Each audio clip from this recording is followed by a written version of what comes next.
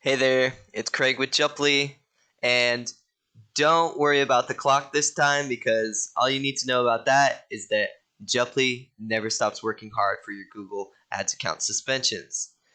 Today we're doing part 2 of the Oasis Coffee Shop video that we did on the 1st of September, and that account, if we recall, had gotten suspended for suspicious payments. Now I also mentioned in the last video how it was at no fault of the customer that the account had gotten suspended, but instead it was at the fault of Google itself.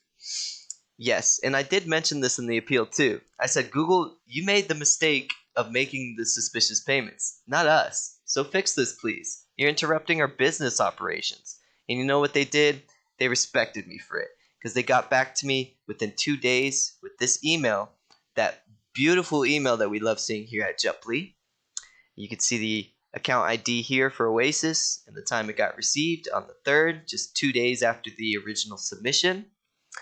And it says, "Hi, we have some good news for you. Our team has reviewed your account, and based on your detailed appeal, we're happy to let you know that your account has been reactivated." Man, another successful appeal in the books.